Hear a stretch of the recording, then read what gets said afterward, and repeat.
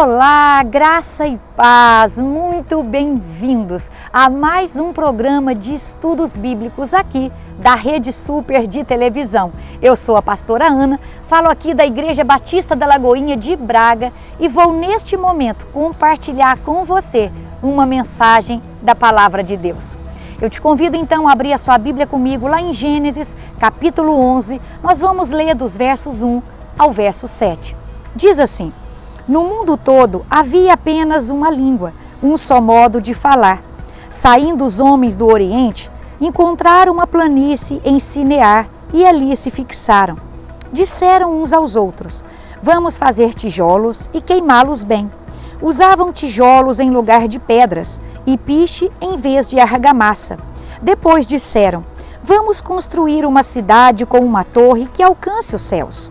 Assim nosso nome será famoso e não seremos espalhados pela face da terra.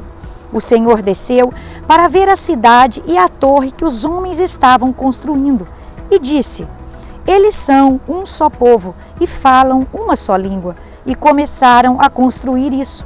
Em breve, nada poderá impedir o que planejam fazer.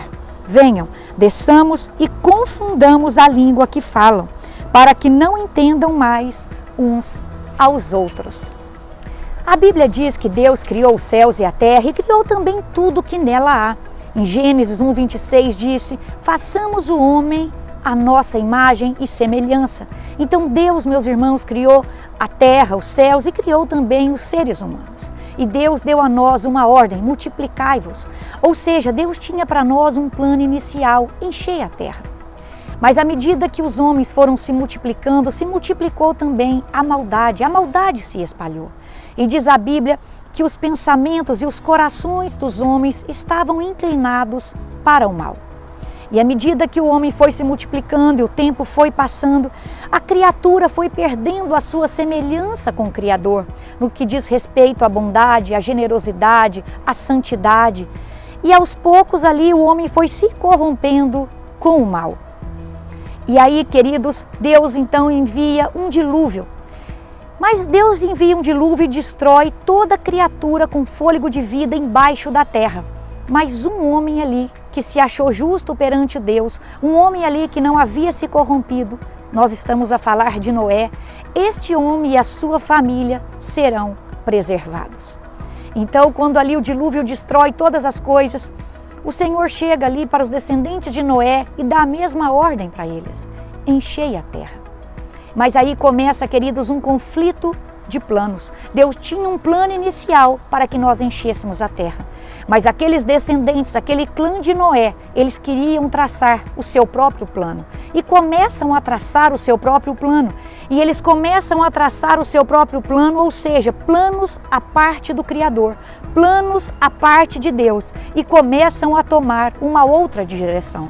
Se o plano inicial era se espalhar por toda a terra, povoar a terra, encher a terra, eles agora vão colocar no coração deles um plano diferente. Vamos fixar nessa planície, vamos ficar aqui, vamos construir nela uma cidade, vamos aqui construir uma torre e aqui ficaremos.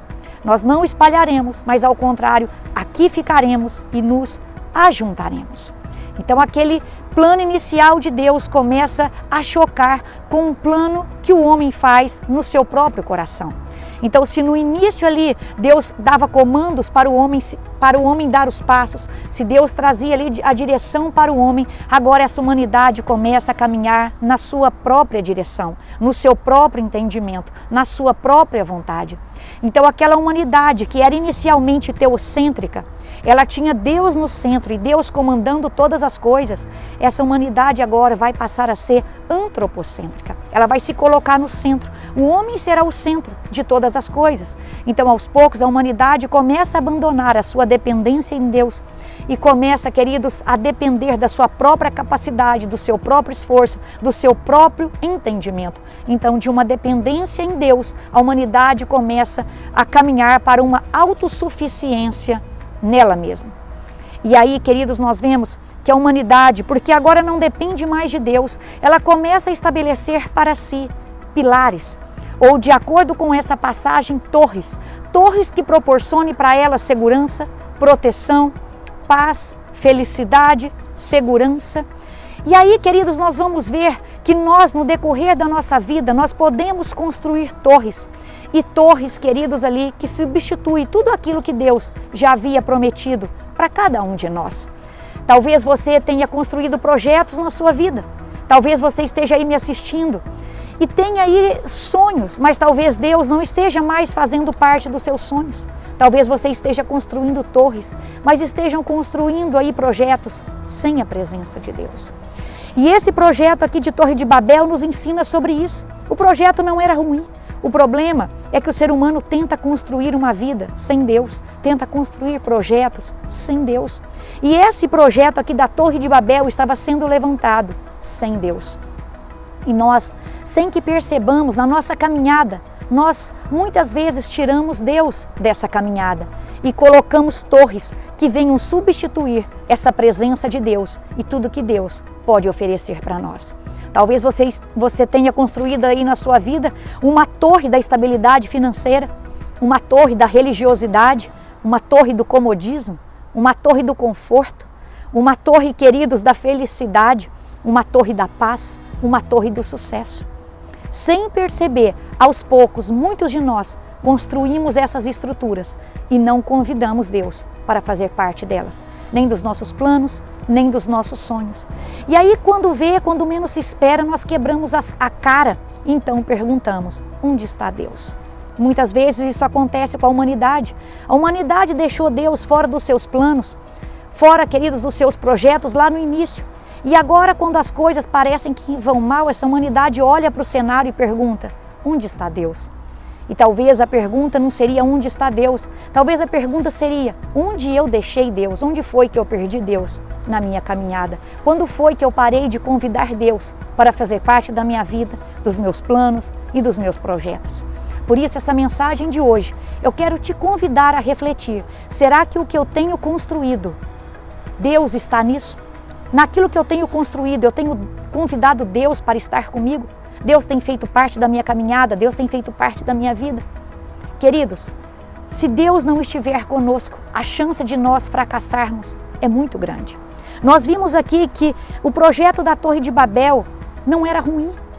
E por mais que eles empenhassem esforços, por mais que eles empenhassem aqui união, unidade nos seus esforços, queridos, a motivação deles estava errada. Deus não estava naquele projeto, então Deus não aprovou aquele projeto. Então eu queria passar alguns pontos com você dessa mensagem, para que eu e você possamos construir planos, construir sonhos com Deus neles, com direção de Deus, com as motivações corretas.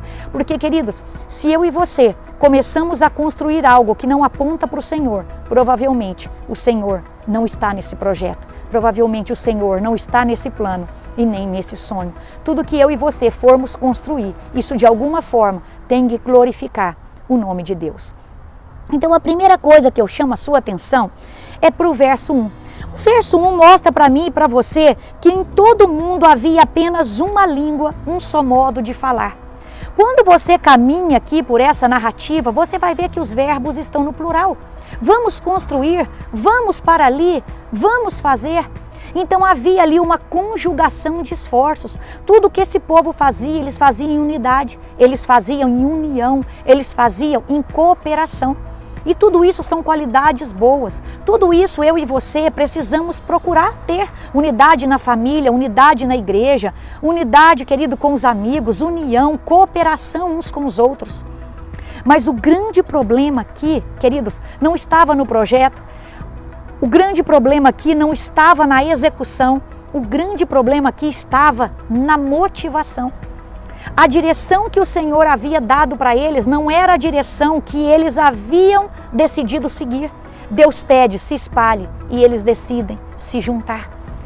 É tão interessante, porque exatamente aqui nesse projeto, queridos, é tão claro que Deus gostaria de participar, Deus gostaria de estar com eles, mas eles simplesmente não convidam Deus para estar com eles. E aí eu faço a pergunta para você: por que eles não convidam Deus para estar com eles? Exatamente por isso. Porque como que eu vou convidar Deus para estar comigo, sabendo que Ele me mandou ir numa direção e eu estou indo numa direção oposta? Como que eu posso querer que Deus aprove algo contrário àquilo que Ele próprio me pediu para fazer. Então nós vemos aqui um choque de planos, um choque de motivações. Aqui, queridos, quando nós olhamos para essa história toda aqui, nós vemos que o grande problema foi fazer projetos sem Deus. E eu falo para você que me assiste, não faça projetos sem Deus. Não faça projetos à parte de Deus. Olha o contraste aqui dessa mensagem. Deus havia dito para eles, se espalhem por toda a terra, encham a terra. E quando você vai comigo aqui, queridos, no verso deles, a motivação deles está exatamente, olha aqui comigo no final do verso 4. Assim, o nosso nome será famoso e não seremos espalhados pela face da terra. Deus disse, enchei a terra, se espalhem. E a motivação deles é o quê? Não seremos espalhados pela face da terra. Oposto àquilo que Deus havia pedido. O plano do Senhor era que o nome dele fosse espalhado por toda a terra, que as famílias fossem abençoadas, que a terra soubesse que existe um Deus criador dos céus e da terra, um Deus que se preocupa, um Deus que cuida, um Deus que quer o melhor para eles, um Deus verdadeiro e não tantos deuses como havia ali naquela época, um paganismo, e hoje ainda há. Nós precisamos proclamar que só existe um caminho, que só existe, queridos, um Deus verdadeiro ao qual nós importamos adorar. Nós só adoramos a um Deus e não vários deuses. Não existe vários caminhos, mas apenas um caminho. E Deus queria que esse povo espalhasse essa mensagem, que o seu nome ficasse conhecido, que o seu nome ali fosse, espalhado e conhecido de todos os povos. Mas como você leu comigo aqui, a intenção não era espalhar o nome de Deus, a intenção não era fazer o nome de Deus grande, a intenção aqui era engrandecer o próprio nome. Vamos ficar famoso, vamos fazer o nosso nome grande. Queridos, quantas vezes nós temos construído projetos, temos servido em ministério e ao invés de querer glorificar o Senhor, nós queremos glorificar nós próprios. Quantas vezes, ao invés de deixar que Deus apareça, nós estamos querendo aparecer mais do que Ele. Não só em relação a nós, mas em relação a tantas coisas. Às vezes nós construímos templos faraônicos, torres faraônicas e talvez o nosso templo apareça mais do que o próprio Deus. Talvez o nome que nós construímos no ministério está aparecendo mais do que Deus. E nós nunca podemos esquecer que a nossa mensagem é o Senhor e esse Deus verdadeiro. E o nome que tem que ser engrandecido e proclamado é o nome do Senhor. Então nós vemos aqui esse choque. Outro contraste que eu vejo aqui, nós vemos que Deus, queridos, o nome do Senhor, Ele é a nossa torre forte. O nome do Senhor é a nossa torre forte, aonde nós corremos, para onde nós vamos.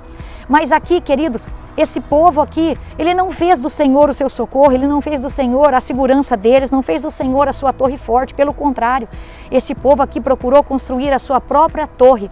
E queridos, e essa torre, buscavam nessa torre a segurança, a proteção e tudo aquilo que o próprio Senhor já havia dito que faria por eles. E que o próprio Senhor é o único que pode garantir tudo isso para eles e para cada um de nós. E aí eu chamo a sua atenção para uma outra coisa. O maior erro que eu e você podemos cometer nessa vida é fazermos planos, fazermos projetos, fazermos o que for, queridos, sem Deus estar conosco. Pior coisa que podemos fazer nessa vida, maior erro que podemos cometer é fazer as coisas sem Deus, porque a Bíblia diz que sem Deus nada podemos fazer. Queridos, guarda algo no seu coração, tudo sem Deus é igual a nada. E nada com Deus é igual a tudo. Nós precisamos ter a compreensão de que o fator determinante na nossa vida, nos nossos projetos, nos nossos ministérios, é a presença do Senhor. Queridos, quando nós olhamos para a igreja de Laodiceia, que tristeza! Naquela igreja de Laodiceia, você sabe que no livro de Apocalipse, Jesus manda ali uma mensagem para 7 igrejas. E para a igreja de Laodiceia ele diz, eis que estou à porta e bato. Como assim uma igreja estava caminhando, uma igreja estava fazendo seus projetos e não enxergava que o próprio Deus já não estava mais ali? Como que uma igreja consegue caminhar e não ver que Jesus estava do lado de fora, batendo a porta? Eles se achavam, queridos, ali vestidos, eles se achavam chiques, mas o Senhor fala para eles, que é isso? Vocês estão nus. Eles não conseguiam enxergar o próprio problema, queridos. Sem Deus, nós parece que ficamos cegos. O Senhor é a nossa direção. O Senhor é quem guia os nossos passos. Diz aqui a Bíblia que a palavra do Senhor é lâmpada para os nossos pés, mas quando nós abandonamos essa direção, quando nós abandonamos essa lâmpada aqui, a chance que nós temos de começar a caminhar e não enxergarmos, queridos, para o abismo que estamos indo, é muito grande. Então nós percebemos aqui que essa igreja, ela perdeu o senso da presença de Deus. Esse povo aqui da Torre de Babel perdeu o senso da presença de Deus. Porque, queridos, tudo que eu e você precisamos na nossa vida é da presença de Deus. Eu vejo às vezes tantos irmãos julgando outros irmãos, mas se nós entendêssemos que tudo que nós precisamos na vida é a presença de Deus, é a unção de Deus sobre nossas vidas, nós pararíamos de julgar. Porque a questão, queridos, não é a falta de uma perna, não é a falta de uma visão, não é a falta, queridos, de uma identidade masculina ou de uma identidade feminina. Não é isso. Não é o fato de ser homem, de ser mulher, de ser erudito, de ser analfabeto, de ser fisicamente habilitado ou não que nos capacita. O que nos capacita é a presença do Senhor, é a unção do Senhor nas nossas vidas.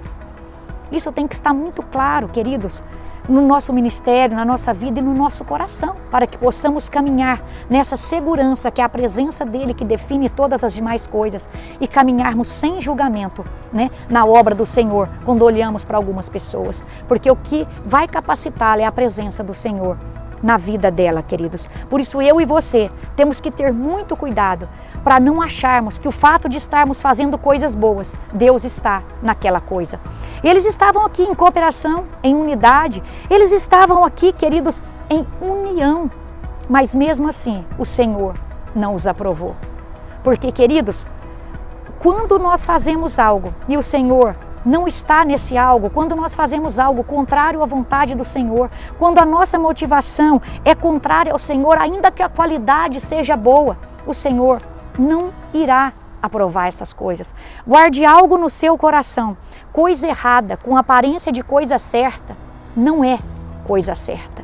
Por isso, ainda que nós tenhamos boa execução, ainda que nós tenhamos boa intenção, se a nossa motivação, que não estiver correta, se a nossa motivação não estiver em submissão, em obediência ao Senhor, não haverá aprovação do Senhor. Segunda coisa que eu chamo a sua atenção nesse texto aqui, é a forma como eles estavam construindo. Queridos, eles aqui estavam construindo como um insensato, porque eles tinham palavra do Senhor e não caminhavam sobre a palavra do Senhor. Quando a gente vai lá no Evangelho de Mateus, no capítulo 7, você pode lá ler dos versos 24 ao 27, você vai ver lá a parábola de dois construtores. Então você vai ver que tinha um construtor prudente e um outro construtor insensato, né?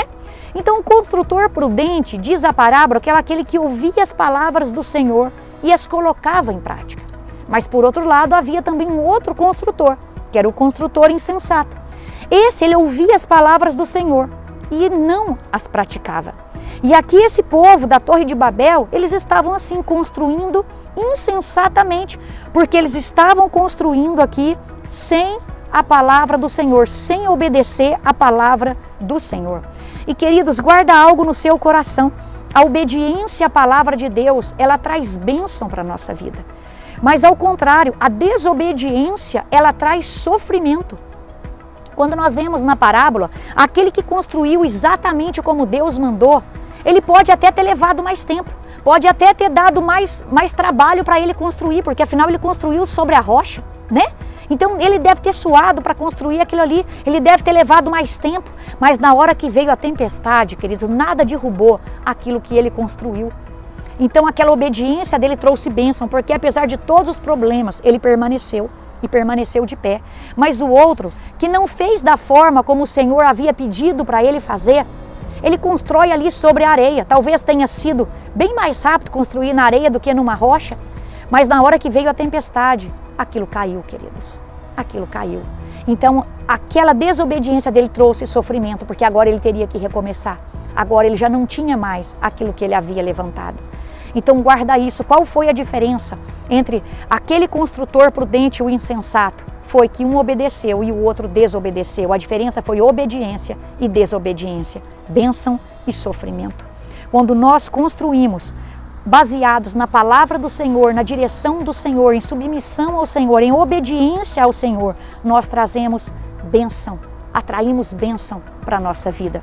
Aqui, queridos, esses construtores aqui de Babel, eles aqui se comportam como tolos, porque Deus pediu que eles se espalhassem e a segurança deles estava exatamente sobre a palavra do Senhor, porque é caminhar sobre a palavra do Senhor, sobre a vontade do Senhor, sobre a ordem do Senhor que nos traz proteção, que nos traz segurança, que nos traz prosperidade e que nos traz bênção. Eles não perceberam que é a palavra do Senhor que conduziria tudo aquilo que eles precisariam, a segurança, a proteção, e não, queridos, a insubmissão.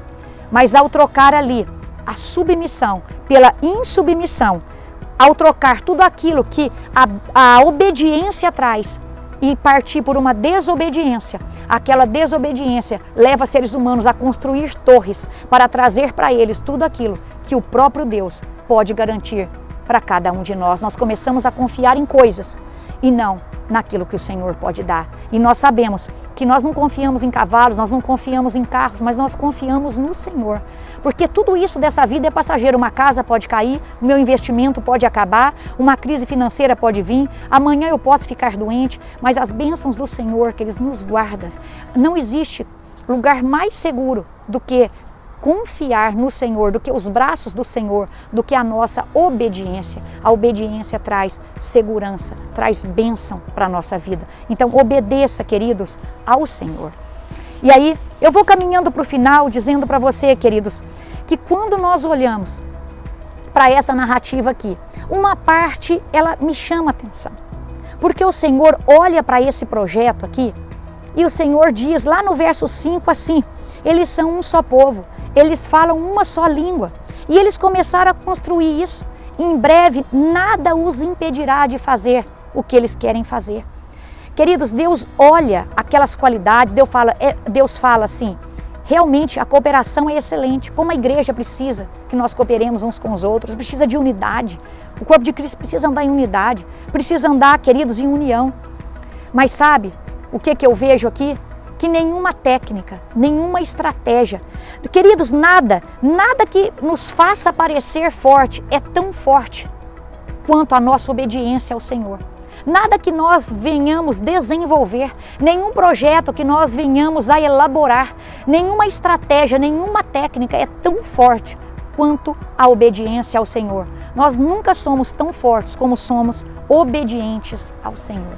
E sabe por quê? Porque ferramentas humanas, ferramentas artificiais não impressionam a Deus. O que impressiona a Deus é um coração obediente, é um coração adorador, é um coração submisso.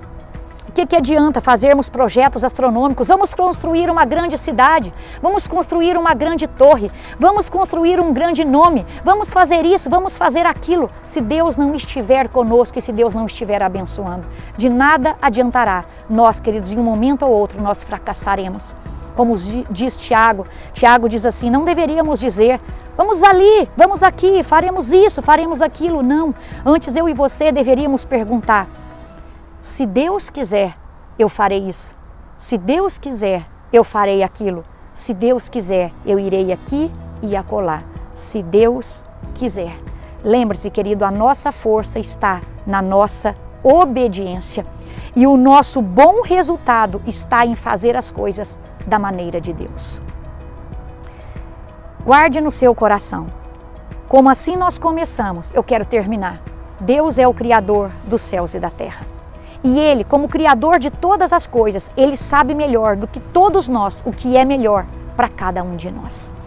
Esse Deus, assim como Ele interferiu aqui nessa história, vindo e confundindo aqui as línguas e dispersando o povo para o cumprimento dos seus propósitos, eu digo para você que nós pertencemos a um Deus poderoso que pode interferir na história e que interfere na história. E Ele interfere porque Ele é o dono da história, Ele é o Senhor da história e Ele governa toda a história. Tanto é assim, queridos, que nós temos um verso na Bíblia que diz: o homem faz planos, mas a resposta certa vem dos lábios do Senhor. O homem faz planos, mas aí uma tradução diz: mas quem lhe dirige os passos é o Senhor. Então, se hoje você estava fazendo planos sem convidar o Senhor para participar deles, se você estava indo numa direção, queridos, sem o Senhor estar com você, recue. e vá na direção que o Senhor pediu que você fosse. Comece a fazer planos com Deus, comece a construir projetos com Deus. Não faça nada sem Deus na sua vida. Porque, queridos, quando nós fazemos com Deus, nós seremos abençoados. Tudo que nós fazemos com a bênção do Senhor, nós prosperaremos. Então, não cometa esse erro. Se você está fazendo coisas sem Deus, se você se identificou com essa mensagem, volte agora e comece a fazer as coisas com o Senhor. E pense algo, eu quero terminar deixando algo para você refletir. Se Deus interfere na nossa história, e interfere, nós sabemos que interfere na história da humanidade, que Ele possa interferir de uma forma positiva. Porque nós sabemos, querido, que existe algo que Deus faz, todas as coisas cooperam para o bem daqueles que amam a Deus.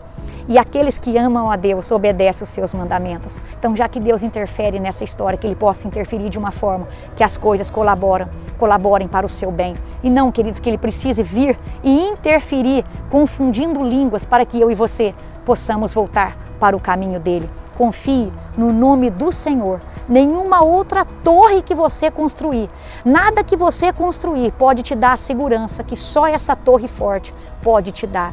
O nome do Senhor é a nossa torre forte. E somente essa torre forte é que traz a verdadeira segurança e a verdadeira paz para cada um de nós. Deixe todas as outras torres que você construiu sem Ele e se apegue no nome dEle, que é a nossa torre forte. E tudo que você fizer, faça para a glória dEle e com Ele. E você será bem-sucedido em todos os seus caminhos. Que o Senhor te abençoe. Uma ótima noite, em nome de Jesus. E até a próxima quarta. Estiver agitado, quando tudo parecer contrário, feche os olhos.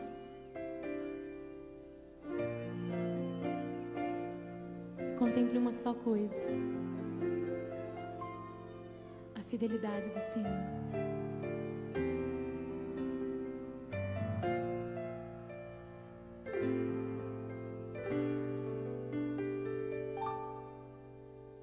Nem olhos viram, nem ouvidos ouvirão o que Deus preparou para nós.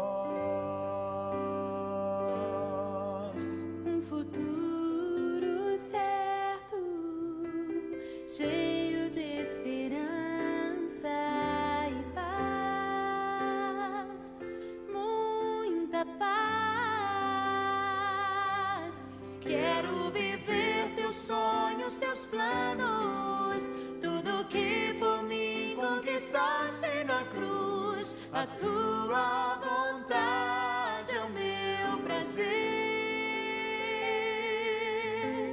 Sem ti nada posso, opera em mim o teu poder. Ver o fruto do teu penoso trabalho.